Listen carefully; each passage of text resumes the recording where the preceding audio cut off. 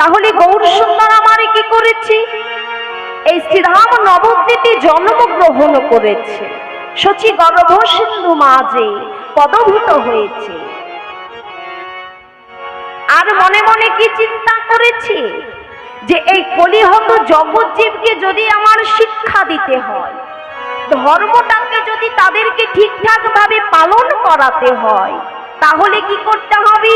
আগে আমার আচরণটিকে তাদের সম্মুখে তুলে ধরতে হবে। কাদের? এই কলিহত জগৎ জীবে। তাই কি বলছি? তাই বলছি,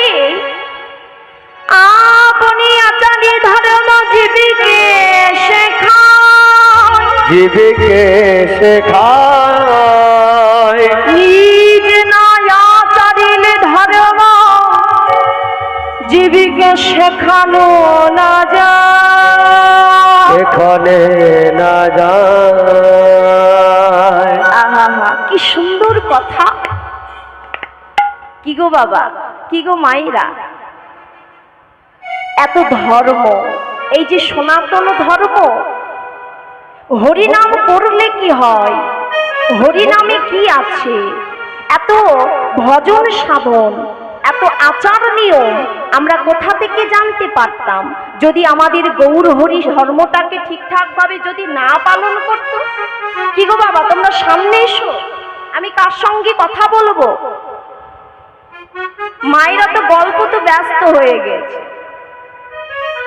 তাহলে গৌর সুন্দর ঠিকঠাক ভাবে ধর্মটাকে পালন করেছে বলি আজ আমরা জানতে পারছি, বুঝতে পারছি।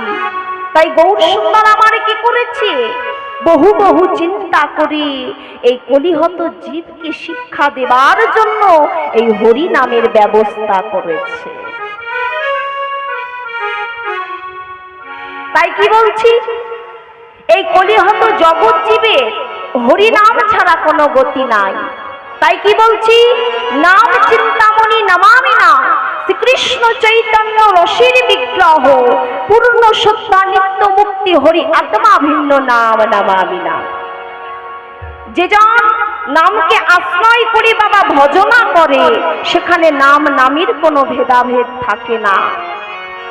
আর কি বললেন? হরে রে নাম, হরে রে নাম, হরে রে নাম কেবলম কালহ নস্তৈব নস্তৈব নস্তৈব গতিরয়ন ধা।